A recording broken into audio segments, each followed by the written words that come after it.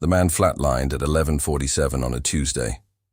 Not dramatically, not the way it happens in movies, where someone gasps and grabs a chest and everyone freezes. He just stopped. 1 second the monitor was beeping in that steady, unremarkable rhythm that means still here, and the next second it was screaming a single unbroken note that means everything else. Margaret Reed was already moving before the sound finished. She didn't run. Running in a hospital means panic, and panic is contagious. And Margaret had learned a long time ago that the room takes its temperature from the person in charge. So she walked fast, the kind of fast that makes everyone else run, snapping on gloves, calling out orders in a voice that carried without rising, reading the crash cart with her eyes while her hands were already doing something else entirely. The team moved around her like water around a stone. Epi in. Push it. She pressed 2 fingers to his neck, counting. Talk to me, Rivera. V. Fib. No response to first shock. Then we go again. Charge to 360. She looked at the man's face for exactly 1 second. 64 years old. Widower. Chronic lymphocytic leukemia. 3rd relapse. Grandkids' photos taped to the wall above the bed. 4 of them. Gap-toothed smiles and crayon drawings. Clear. The body arched. The monitor screamed. Then, a blip. Another. A rhythm. Unsteady, fragile, barely there. But there. The room exhaled. Margaret didn't. Get cardiology on the phone. Increase the heparin drip, recheck levels in 2 hours, and someone take those photos off the wall and hold them at the nurse's station until he's stable enough to ask for them back. She stripped the gloves. He'll want them when he wakes up. Rivera blinked. How do you know Because he taped them at eye level from the bed. She was already at the door. He looks at them every morning. Make sure they're there when he opens his eyes. She was gone before anyone answered. That was the thing about Margaret Reed that nobody could quite explain to someone who hadn't seen it themselves. It wasn't the credentials, though those were extraordinary. Hematology fellowship at Johns Hopkins at 24. Published in 3 peer-reviewed journals before 26. Youngest department head in the history of Hargrove Medical Center in New York City, a fact that the hospital's PR team loved, and Margaret herself never mentioned, not once, not ever. It wasn't even the competence. Competence could be taught. It was the attention. The way she moved through a floor, and somehow registered everything. The patient in 408 who'd stopped eating.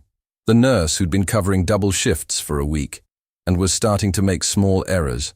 The supply cabinet that was low on something it shouldn't be low on. She didn't make rounds. She made inventory. Of people. Of what they needed before they knew they needed it. She was 25 years old, and she carried herself like someone who had been paying very expensive tuition to the school of figure it out yourself since she was 19, because she had been. The red hair didn't help with being taken seriously. She'd stopped caring about that around year 2. Now, at 2 a.m., she was sitting at a workstation, with a coffee she'd reheated twice, and a patient file that didn't add up. New admission. Male. 68. George Harlow, referred by a private concierge physician, full access to the most comprehensive insurance package Margaret had seen outside of a Fortune 500 executive plan. She cross-referenced the blood work against the preliminary imaging. Then she did it again. That's not right. Not wrong in a way the previous doctors missed. Wrong in a way that meant the previous doctors had been looking at the wrong thing entirely. She pulled up his full history, going back 4 years, and felt the specific kind of focus settle over her that other people described as eerie, and she experienced as the closest thing to peace she'd ever felt in a room that wasn't her daughter's bedroom. There was a pattern, subtle, quiet, the kind that hid inside ordinary numbers and only announced itself if you knew what question to ask. She knew the question. She started typing. 3 miles north and 62 floors above street level, Richard Harlow was losing a negotiation he wasn't supposed to be in. Not losing in any way anyone else in the room could see. To the 7 executives seated around the conference table at midnight, because Richard Harlow scheduled meetings at midnight when he wanted to establish, without saying a single word about it, exactly who set the terms, he looked precisely as he always looked, controlled, still. Faintly bored in the way of a man who has already calculated how this ends and is simply waiting for everyone else to arrive at the same conclusion.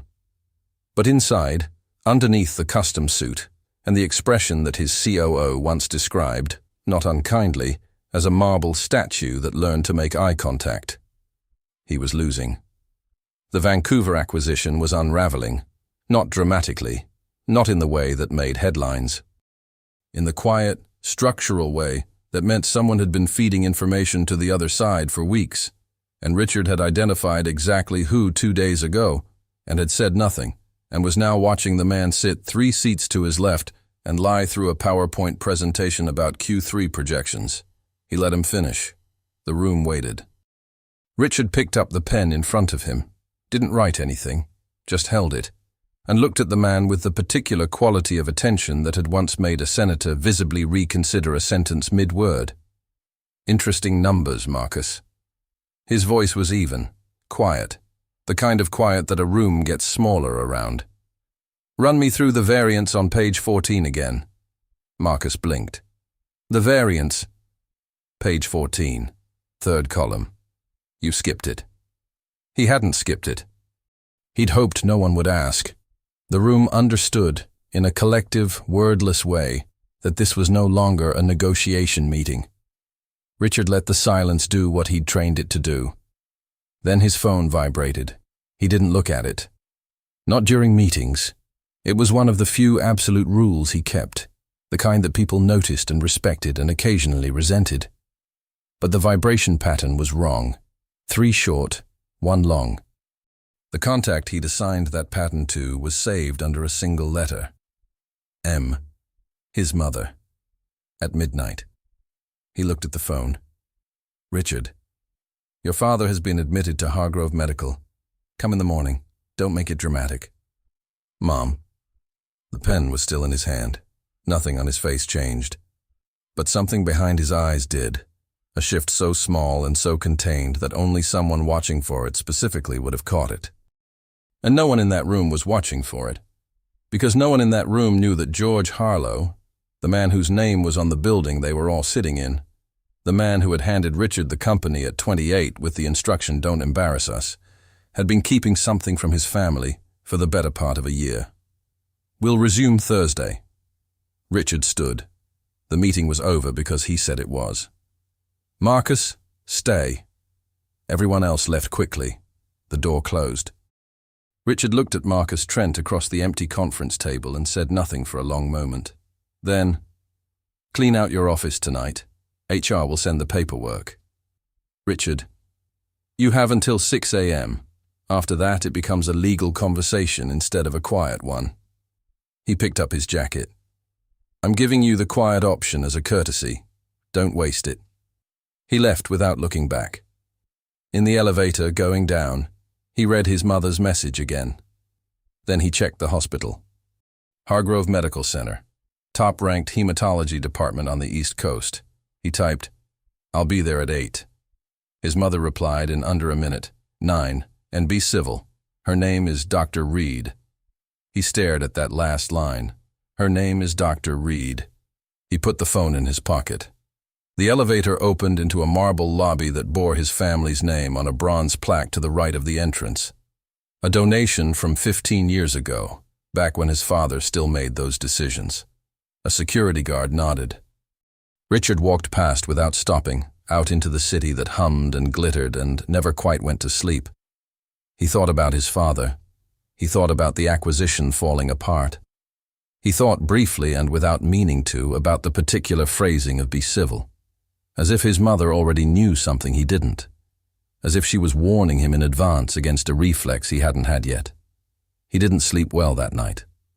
At 3 a.m., in an apartment that was small and warm and smelled like crayons and lavender shampoo, Margaret Reed padded quietly into her daughter's room. Lily was 4 years old and unconscious in the absolute boneless way of children who have decided that sleep is a competitive sport. One arm was around a stuffed octopus with 7 legs. She'd named it Greg, for reasons she'd explained twice and Margaret still didn't fully follow. A crayon drawing was stuck to the wall with tape. 2 figures, One tall with a red scribble for hair, one small, both with enormous circular hands. Underneath, in large, unsteady letters, Mommy and Me. Margaret stood there for a moment. Then she tucked the blanket up, turned off the small lamp, and went back to the kitchen. She still had work to do. The Harlow file was open on her laptop. She read through it one more time, and the pattern she'd seen was still there. Clearer now, almost obvious, once she knew where to look. Tomorrow she'd run confirmation labs. Tomorrow she'd have answers. She didn't know yet whose name was attached to those labs. She didn't know that in 6 hours, a man with her patient's eyes and his father's jawline and the practiced stillness of someone accustomed to controlling every room he entered would walk through the door of her department and look at her like a problem he hadn't anticipated. She didn't know any of that. She just closed the laptop, finished the cold coffee without tasting it, and went to bed. 2 people. 2 cities within the same city. One trying to save a man's life. One trying to understand why that man had been hiding it. By 9 o'clock the next morning they would be standing 3 feet apart. And nothing, not for either of them, would be the same after that. Richard Harlow arrived at 9:02. Not because he was late. Richard was never late. He arrived at 9:02 because he'd stood outside the department entrance for 90 seconds, deciding whether to walk in like a visitor or like someone who had every right to be there. He walked in like someone who had every right to be there. The hematology floor at Hargrove Medical was not impressed by him. That was the first thing he noticed. In most rooms Richard entered, there was a shift, subtle, automatic, the way people unconsciously recalibrated when someone with a certain kind of gravity walked in. Here, nobody looked up. Nurses moved past him. A resident nearly walked into him while reading a chart and said, "Sorry," without making eye contact and kept going. The second thing he noticed was the voice. Not loud, not performing, just carrying. Clear and unhurried and somehow cutting through the low noise of the floor like it had been specifically engineered to do exactly that. The ferritin levels aren't the story. They're a response to the story. I need the transfer and saturation from last April, not this panel. This panel is telling me where he is. I need to know where he was before anyone started treating the symptom instead of the cause. A pause. And someone please tell Dr. Okafor that ordering a PET scan before I review the bone marrow biopsy is a generous way of creating work for both of us. Richard turned. She was standing at a workstation with her back half turned to him, red hair pulled up, white coat, green eyes fixed on a monitor, with the focus of someone diffusing something. She was talking to 2 residents who were writing things down with the energy of people who had learned, at some cost, to write things down. She was also, and this was the part that caught him slightly off guard, younger than he expected. He'd heard department head and constructed someone older. This person looked like she could have been a resident herself, except for the way everyone around her moved, or rather, the way they didn't move until she indicated they should. His mother had sent him to this woman, to be civil. He walked toward the workstation. Dr. Reed. She held up one finger without turning around. Richard stopped. In 32 years, no one had made him wait with a single finger. He wasn't sure if he was offended or something else. He catalogued the something else and set it aside. She finished what she was saying to the residents, typed something, and then turned. The green eyes landed on him and did a quick, efficient pass, the kind of assessment he recognized because he did it himself in every room, taking in information, filing it, moving on. Mr. Harlow. Not a question. Richard. I'll use Mr. Harlow until you're not the family member of my patient. She came around the workstation. Walk with me. She didn't wait to see if he would. He did. Mostly because she was already moving and the alternative was standing alone next to a workstation that wasn't his. Your father was admitted last night with what his referring physician categorized as severe anemia with unexplained fatigue. She turned a corner. He kept pace. That's not what it is. What is it? I'll tell you what I believe it is once I have confirmation, because I'm not in the business of alarming families with hypotheses. She pushed through a door into a quieter corridor. What I can tell you now is that his case is more complex than the initial workup suggested, that he's stable, that he's comfortable, and that he's been managing something he didn't tell anyone about for approximately 8 to 12 months. Richard was quiet for a moment. How certain are you about the timeline? Certain enough to ask you directly. Did he seem different to you this past year? Fatigue he explained away. Weight he attributed to something else. Appointments he mentioned then didn't mention again. The Vancouver trip in March.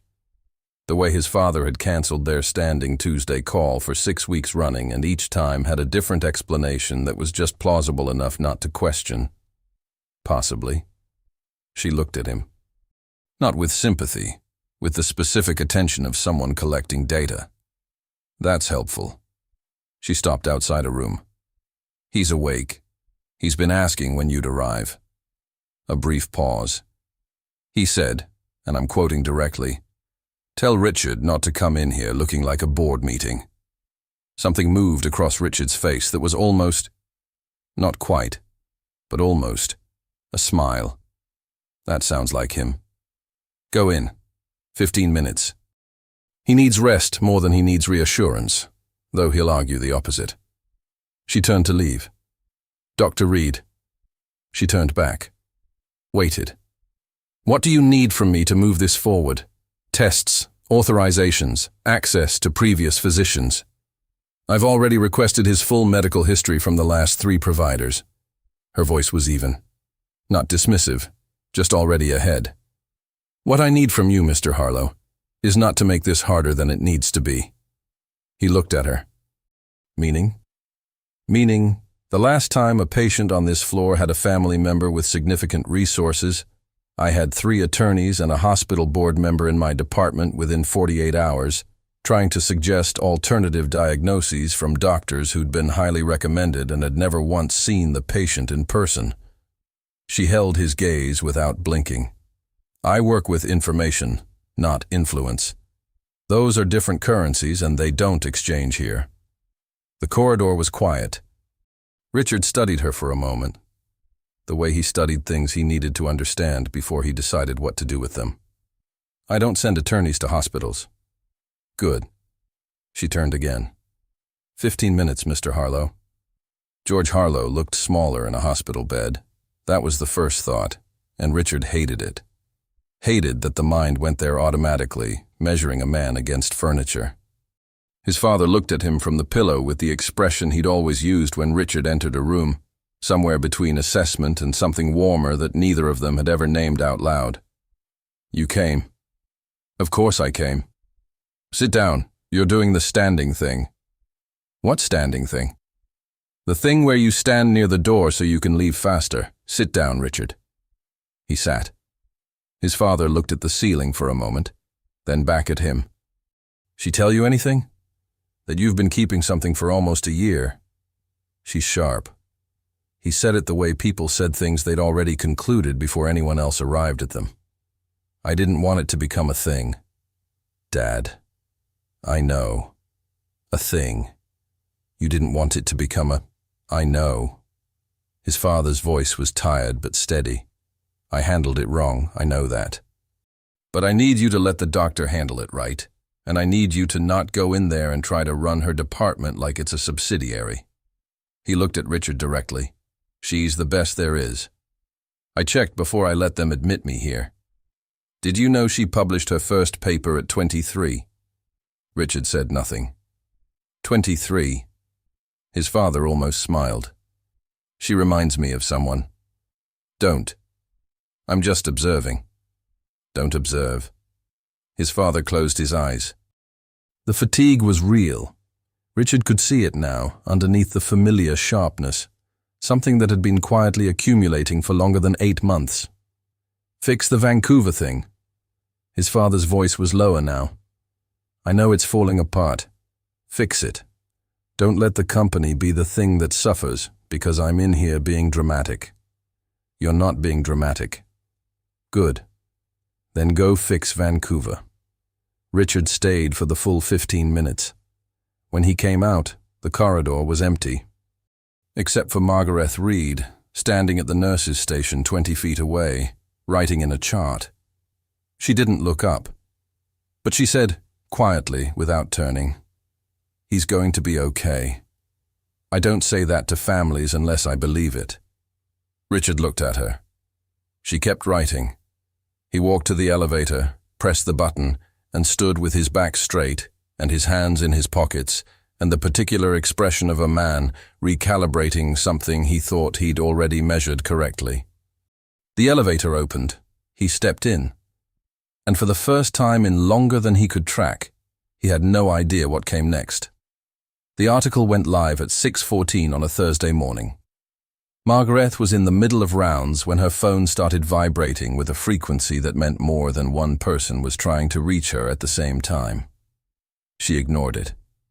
She was standing at the foot of bed 7, explaining a treatment adjustment to a patient who deserved her full attention. And the phone could wait. It waited 11 minutes. Then Rivera appeared in the doorway with the specific expression of someone holding information they wished they didn't have. And she excused herself. He handed her his phone without a word. The headline read, "Hargrove Medical's Rising Star, or Reckless Gamble. Sources question Dr. Margaret Reed's experimental protocols on high-profile patients." She read it once, then again. The piece was long, detailed, and wrong in the precise way that was hardest to fight, not fabricated outright, but assembled from real fragments twisted just enough out of context to mean something entirely different. 2 former colleagues quoted anonymously. A reference to a patient outcome from 3 years ago that had been reviewed, cleared, and closed by the ethics board in under a week. A photograph of her outside the hospital that she didn't remember being taken. And near the bottom, one line that turned her stomach in a way the rest of it didn't. Sources close to the Harlow family suggest the prominent CEO may be questioning the judgment of the physician currently overseeing his father's care. She handed the phone back to Rivera. "Get me Dr. Osei's office and pull every protocol document on the Harlow case. Consents, logs, every entry time-stamped. I want it compiled before 9. It's 6:30. I know what time it is." She was already walking. Richard saw the article at 6:22. He was at his desk. He was always at his desk before 7, which was one of those habits that looked like discipline from the outside and felt like something closer to insomnia management from the inside. When his PR director called and said the words, "damage control," in a tone that meant the damage was already mobile, he read the piece with the same stillness he brought to everything. Then he read the line about himself. Sources close to the Harlow family. He set the phone face down on the desk. There were 3 people outside his immediate family who knew his father was at Hargrove. He'd already eliminated 2 by the time he stood up.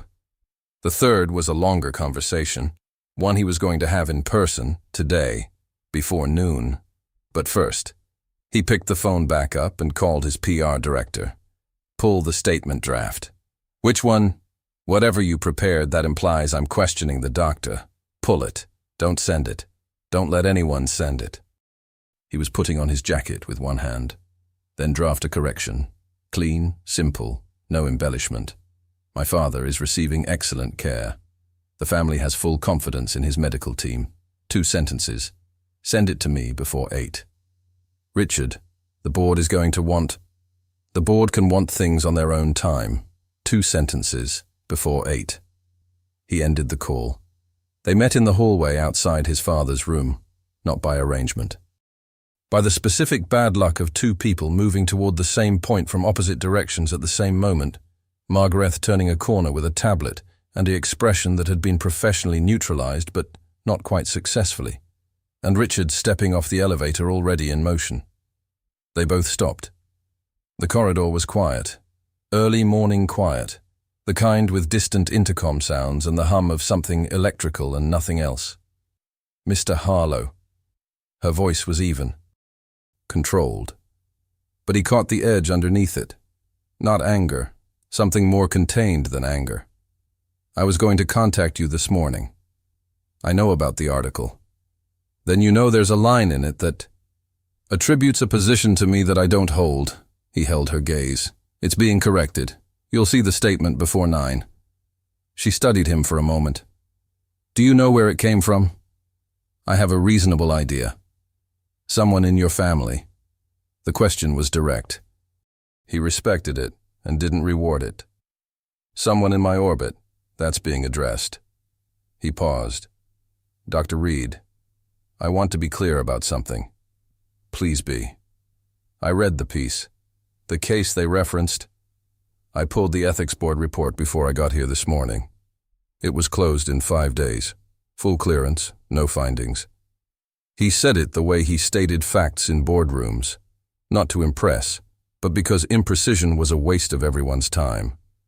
Whoever built that article built it to look like more than it is. And whoever fed them the information about my father did it to create exactly this. A conflict between you and my family that makes your position here unstable. Margaret was quiet for a moment. Then, why would someone want that? Because if you're removed from my father's case, the next physician can be selected with outside influence. And if the diagnosis gets redirected, certain things become easier to manage from an estate perspective. The word estate landed in the corridor like something physical. Her eyes sharpened. Who benefits from your father's condition being mismanaged? That's what I'm going to find out today. He looked at her directly. What I need to know is whether this hospital is going to use that article as a reason to pull you from the case before you have a chance to complete the workup. Doctor, OC has a meeting scheduled this morning. She said it flatly. I have documentation ready, but this hospital runs on reputation, and someone just attached my name to a controversy involving one of the most prominent families in New York. The board is going to have feelings about that. Tell me what you need. She looked at him. What? From me. To keep you on this case. Tell me what you need. He said it without inflection.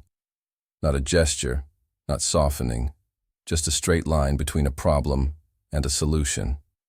A statement from the family isn't enough, I understand that. What else? She was quiet for 3 full seconds. This was not how family members talked to her. Family members cried or demanded or thanked her excessively for things she hadn't done yet. They did not stand in corridors at 7 in the morning and ask her to define the terms. I need the full medical records from his private physician, the one who's been managing him for the past year. I requested them twice and received partial documentation both times. She watched his face. That physician was recommended by someone in your family. Richard's jaw tightened, just slightly. You'll have everything by noon. I also need you to understand, she stepped forward, just slightly, just enough, that if anyone interferes with this patient's care for reasons that have nothing to do with his health, I will go to the state medical board myself, regardless of whose name is on the building. Her voice didn't rise, didn't need to. I'm not saying that to challenge you, Mr. Harlow. I'm saying it so we both know exactly where I stand before this gets more complicated. He looked at her for a long moment. Something shifted, not on his face, not in his posture. Somewhere underneath both of those things, in the part of him that had spent 20 years identifying people who meant what they said. She meant it. Every word. I know where you stand. He said it quietly. I'm asking you to let me stand there with you. The corridor hummed around them. Margaret held his gaze for a beat longer than necessary. Then she said, Records by noon, Mr. Harlow. She walked past him. He turned and watched her go, not the way men watch women in hallways, but the way someone watches a door they didn't expect to find open, trying to decide whether to walk through it. His phone buzzed. The PR statement was ready. He approved it without reading it again, because he'd already decided what it was going to say, and more importantly, he'd already decided something else. Something that had nothing to do with press statements or estate management or Vancouver or any of the 37 things that were supposed to be his priority this morning. Someone had started this fire, and they'd aimed it, very deliberately, at the one person who was trying to save his father's life. That was the last mistake they were going to make. The records arrived at 11:47, 13 minutes early. Margaret was in the middle of a differential review when Rivera set the tablet on the workstation beside her without interrupting. Just placed it there, quietly, with a yellow sticky note that said, "Harlow sent these." Full file. She finished her sentence, finished her thought, and then picked it up. She read for 40 minutes without moving. What she found was not a smoking gun. It was worse than that. It was a pattern of omissions. Tests not ordered when they should have been. Results documented in language vague enough to mean almost anything. A private physician who had been, for the better part of 14 months, treating the symptoms with the careful, deliberate attention of someone who did not want the underlying cause to have a name yet. She sat back. Outside the glass partition, the floor moved in its ordinary rhythm. Nurses, carts, the low frequency of a place where serious things happened, and everyone had agreed to stay calm about it. She picked up her phone. He answered on the second ring. "Did you read them?" His voice was flat. He'd already read them. "Yes." "And?" "And your father's previous physician was managing him in a way that delayed diagnosis by at least 6 months, whether that was negligence or something more deliberate. I can't determine from records alone." She paused. "But I can tell you that we're not behind. The window is still open. If we start the correct protocol this week, his prognosis improves significantly." Silence on the line. Not the uncomfortable kind. The kind that meant someone was processing information they'd already braced for, but that still landed with weight. "How significantly?" "Significantly enough that I'm not having a different kind of conversation with you right now." "A beat." "Okay. Just that. One word and inside it. Something that was not quite relief, not yet, but the architecture of relief. The frame before the feeling. What do you need from me?" "Nothing right now. Come by at 4. I'll walk you through the treatment plan." He was there at 3:58. She noticed. Didn't say anything. She walked him through it at the workstation. Not in a conference room, not in a formal setting, just side by side at a screen, the way she walked residents through cases, because this was information, and information deserved clarity over ceremony. She explained the protocol in plain language without talking down to him, adjusting her vocabulary in real time based on the questions he asked, which were precise and intelligent, and revealed that he'd spent some part of his afternoon reading about the condition rather than waiting to be told what to think. She noticed that too. When she finished, he was quiet for a moment. Then, "The timeline you mentioned, 6 months of delay." He said it carefully. "My father knew something was wrong before he went to that physician. He told me tonight. He'd had symptoms for 2 months before the first appointment. That's consistent with what I'm seeing. He went to that physician specifically because someone in the family recommended him." His voice stayed level. "My uncle, my father's younger brother, who is also, as of 8 months ago, the secondary beneficiary on the estate restructuring my father completed last year." The workstation hummed. Margaret looked at the screen, then at him. "You're telling me this because you want me to understand the full picture. I'm telling you this because you're the only person in this situation whose interest is purely my father's survival." He said it without drama, just fact, placed on the table. "Everyone else has something else in play. You're the only one who doesn't." She held his gaze for a moment. There was something different in the way he was standing. Not softer. Richard Harlow did not do soft, but less armored. The deliberate stillness was still there, but it had shifted from the kind that controlled a room to the kind that simply held itself together. She recognized that particular posture. She'd worn it herself for years, in corridors not unlike this one. "Your father told me something this morning." She turned back to the screen. "He said he delayed coming forward because he didn't want to become a burden." She paused. "He used that exact word. Burden." Richard said nothing. "I hear that word a lot in this department." Her voice was measured, not distant, careful.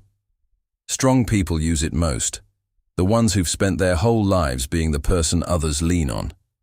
When it's their turn to need something, The word burden shows up like an old reflex. She closed the file on the screen. I'm telling you because he's going to resist parts of this treatment. Not because he's difficult. Because asking for help goes against everything he built himself to be. She turned to look at him, and found him looking at her with an expression she hadn't seen on him before. Not the assessment he'd worn at their first meeting. Not the controlled neutrality of the corridor confrontation. Something quieter. Something that looked, unexpectedly, briefly, like recognition. He looked away first. He's not the only one. He said it quietly, almost to himself. She didn't respond to that. Some things weren't hers to respond to. She picked up a printed summary and handed it to him. Take this. Read it tonight. If you have questions, write them down. We'll go through them tomorrow. He took it, looked at it. Then, and this was the thing she would think about later, in her kitchen, with the cold coffee and the laptop and the quiet, he said, "How do you do it?" She looked at him. "Every day, in here." He wasn't looking at her. He was looking at the floor somewhere between them. Knowing what you know.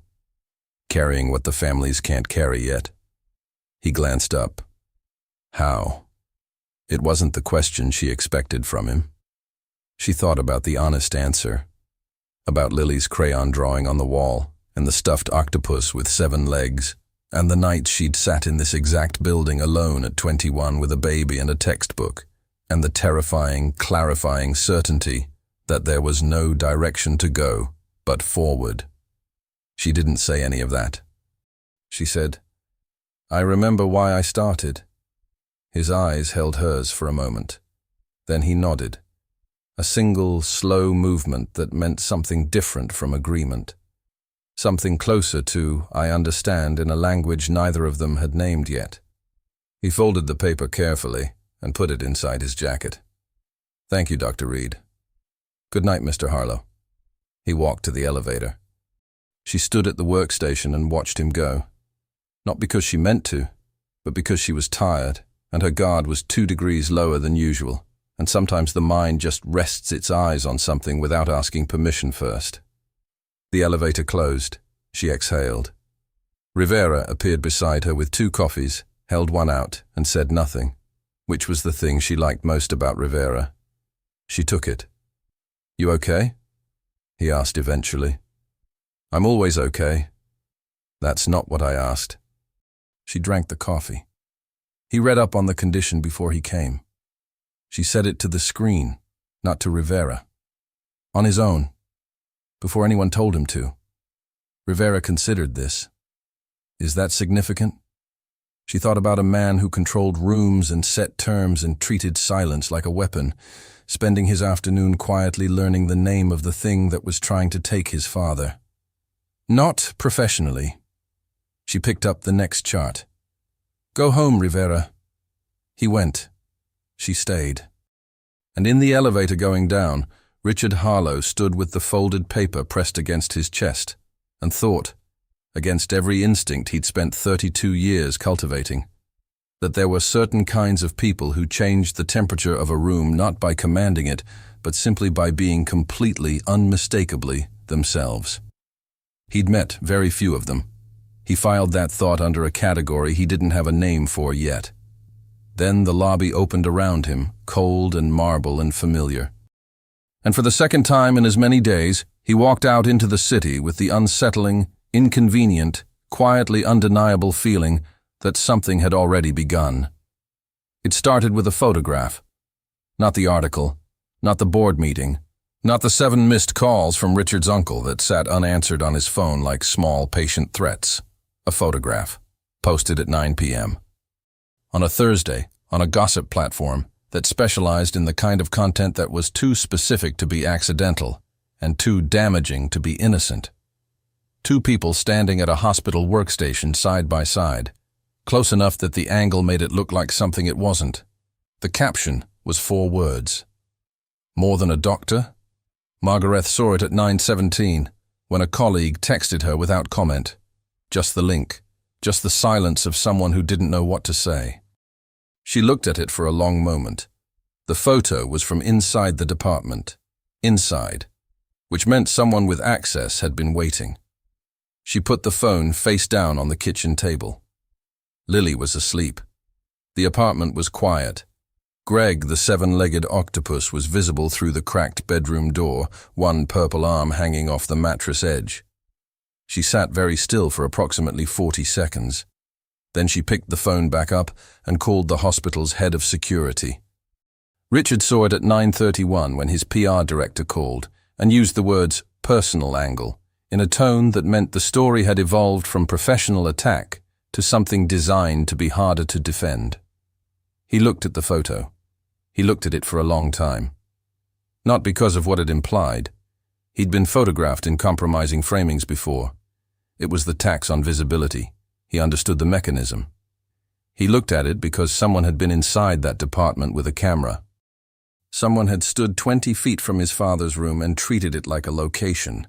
That was the line. He called his head of legal before his PR director finished the sentence. Then he called Margaret. She answered on the first ring. "I've seen it." Her voice was composed, tight at the edges, but composed. "I'm sorry." He said it before anything else. Not as preamble, not as strategy, just directly. "This came from my side of the equation. I'm taking responsibility for that." A beat. "I know it did." She said it without accusation. "Security is pulling the access logs now. Whoever was in this department tonight had a visitor pass. My uncle was here at 7. The silence between them was its own kind of conversation. Richard. It was the first time she'd used his name. Neither of them acknowledged it. "The board meets tomorrow morning. Osei called me an hour ago.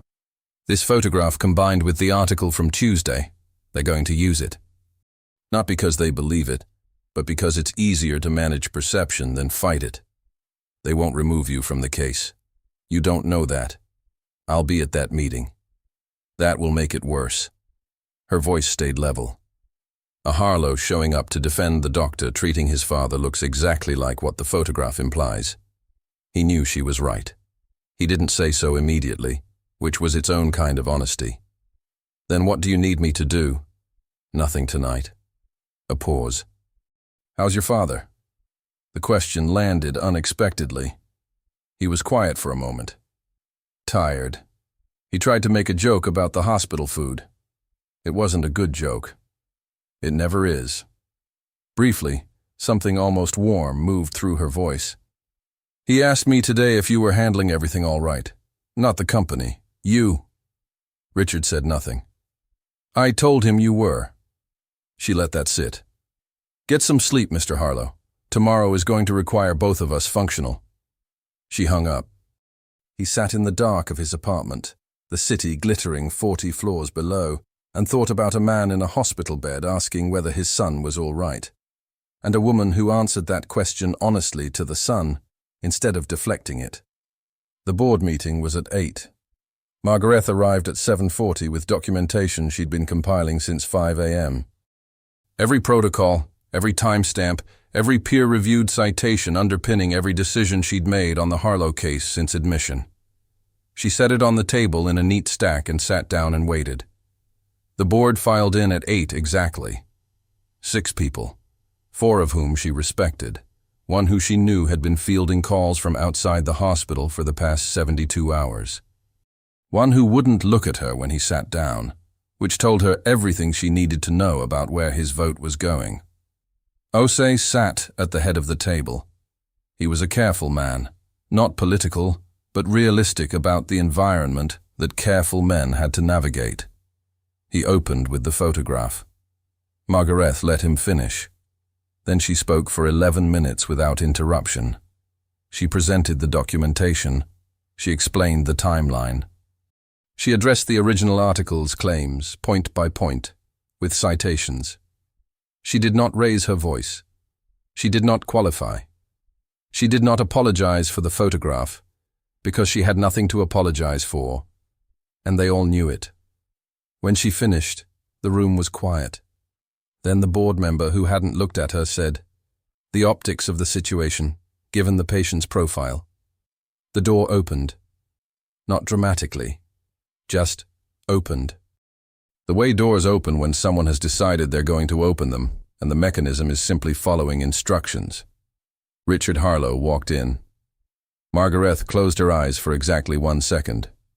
He scanned the room, landed on her face, and understood from her expression that his arrival had just done precisely what she'd warned him it would do.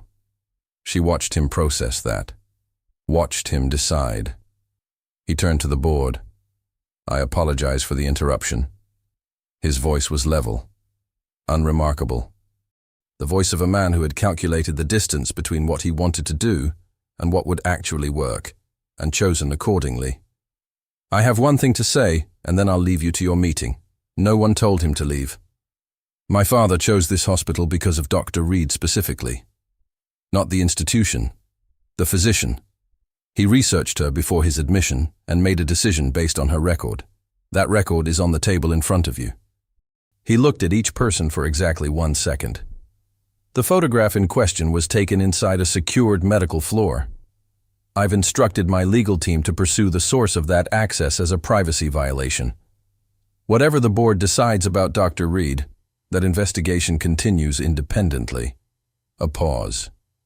"If the question on the table is whether my family has confidence in her judgment, we do. Completely.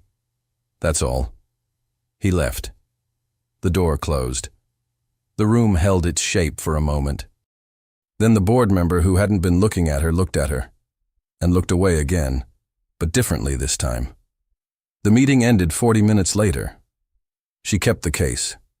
The vote was 5-1, and Osei shook her hand afterward with the expression of a man who was relieved he didn't have to defend an indefensible outcome, and the one dissenting member left quickly without speaking.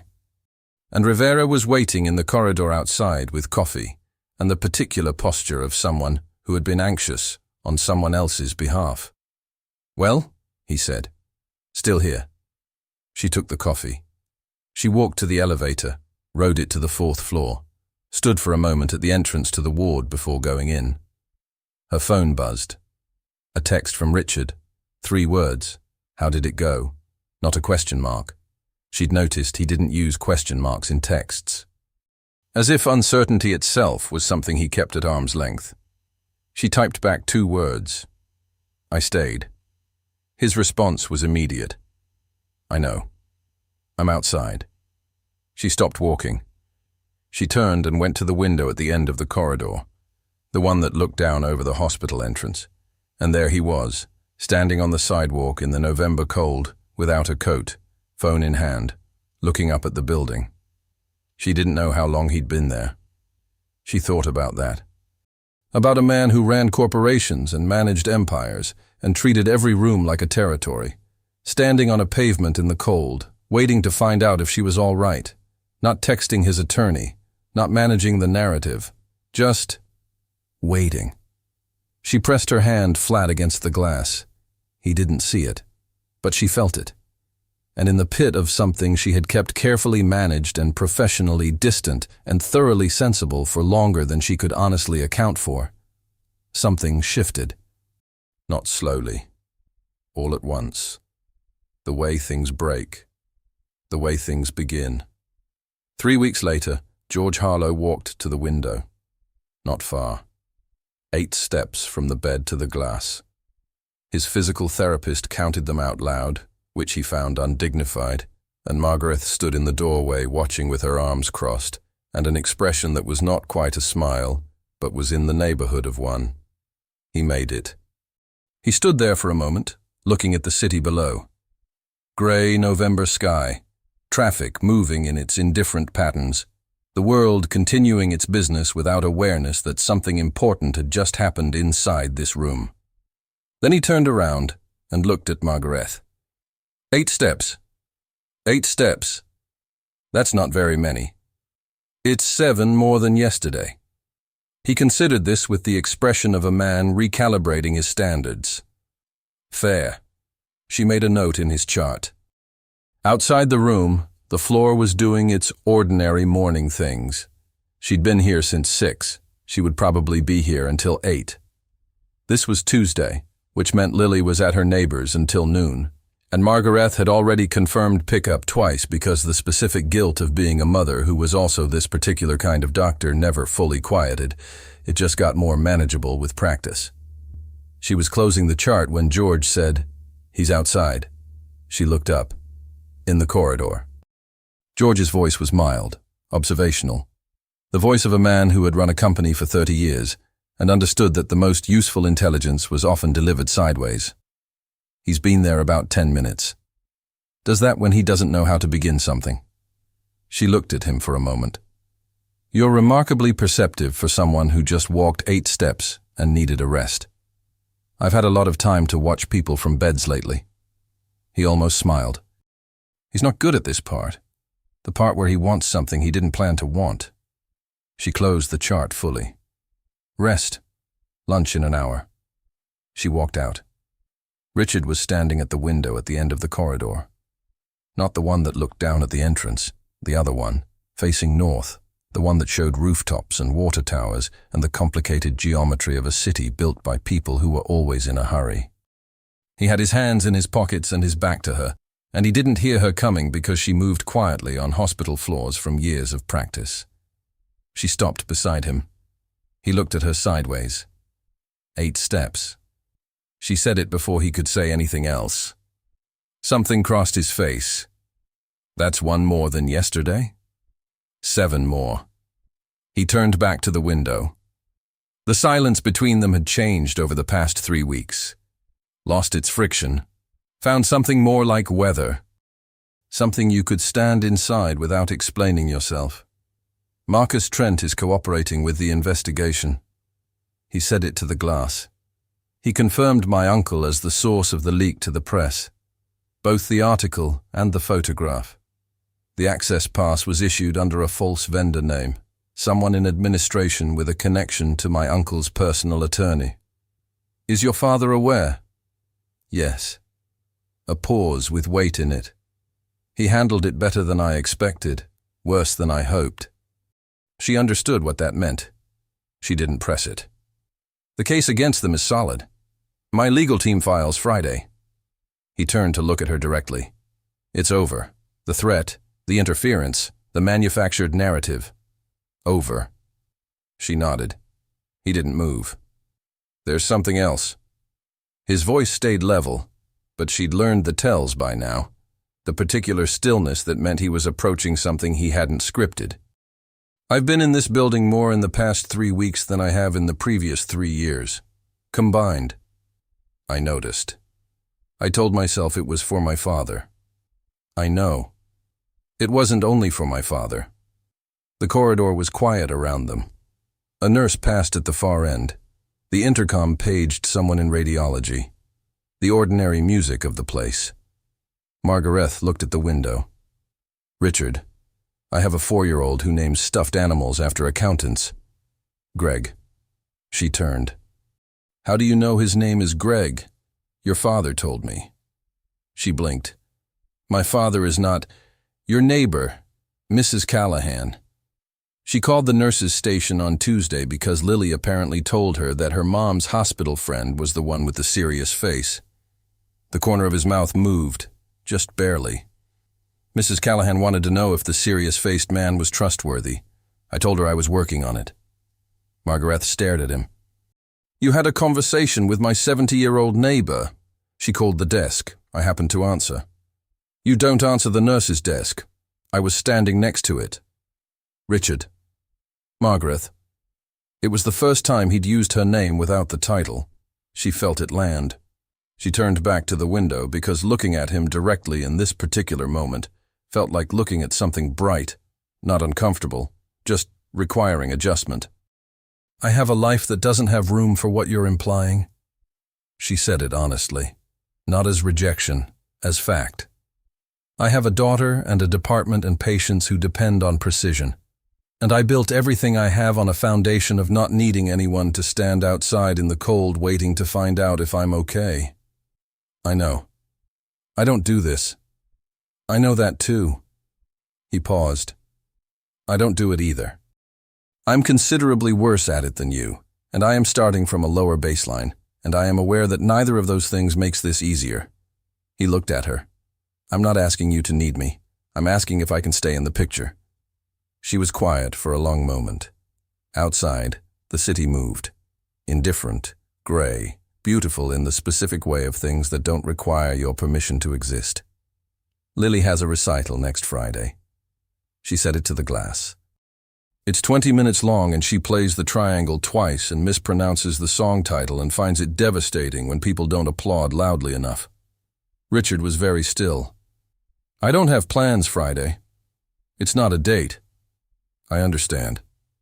You'll be sitting in a small chair designed for someone a third of your size, surrounded by parents who will want to know who you are.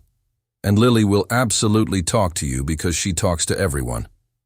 And she will ask you something direct and slightly embarrassing and you will have to answer it." "What kind of questions does she ask?" "Last week she asked the pediatrician if he'd ever been sad." Margaret finally turned to look at him. He said yes.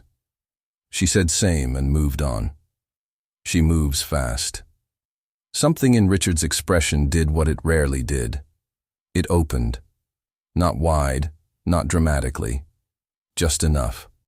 Like a window in a room that had been closed for a very long time, shifted by someone who decided the air was worth the risk. "I can handle fast." He said it quietly. She held his gaze. 3 weeks ago, this man had been a headline and a name on a building and an inconvenience arriving at 9:02. She had measured him and filed him and expected him to behave like every other powerful person who had walked into her department and tried to make the medicine fit the money. He had not done that. He had stood in corridors. He had delivered records on time. He had walked into a board meeting and said what was true and left before it could be used against her. He had stood on a cold pavement and waited. He had talked to Mrs. Callahan. None of it was grand. All of it was deliberate. And deliberate, she had learned, was harder to find and worth more to keep than grand had ever been. Friday, 6:30. She picked up her chart. "Wear something that doesn't make the other parents nervous." "I own casual clothing." "Do you?" "I'm going to buy some." She walked back toward the ward. At the junction of the corridor, she paused. Didn't turn all the way around, just enough. "He walked 8 steps today." "I know." His voice was quiet, warm in the specific way of things that don't announce themselves. "I was counting from the door." She let out a breath that was not quite a laugh, but was made of the same material. And then she went back to work. Behind her, Richard Harlow stood at the window for one more moment.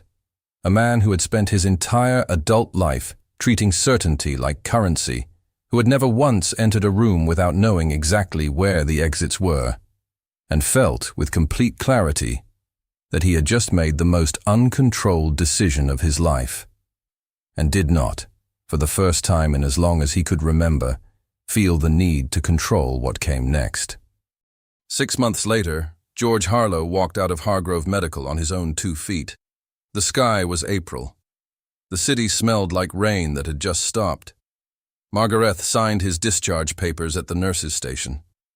Richard stood beside his father in the lobby, and Lily, who had been allowed to come because she had asked 17 times and because Margaret had learned that some battles were not about winning, stood next to Richard holding Greg the 7-legged octopus and telling George very seriously that he had to eat vegetables now.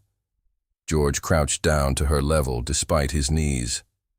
"What kind of vegetables?" "The green ones. Mommy says the green ones do the most work." "Your mommy is very smart." Lily nodded with the authority of someone confirming established fact. "I know. She's a blood doctor."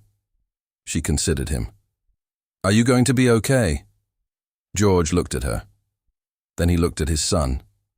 Then at Margaret, who was watching from the desk with the expression of someone who had learned to carry both the weight of knowing and the lightness of this. Right here, today, this small and ordinary miracle of a man walking out. "Yes," he told Lily. "I'm going to be just fine." Lily accepted this. Then she held Greg out toward him. "You can hold him for 1 second if you want." "He helps." George took the octopus, held it for 1 second, handed it back. Thank you. You're welcome. She turned to Richard. Can we get pancakes? Richard looked at Margaret. Margaret put the pen down. We can get pancakes, she said. And the four of them walked out into the April morning. Not because fate arranged it, not because the story required it, but because two people who were both accustomed to winning had looked at what they had found in each other and made the same quiet, costly, necessary choice: to stay.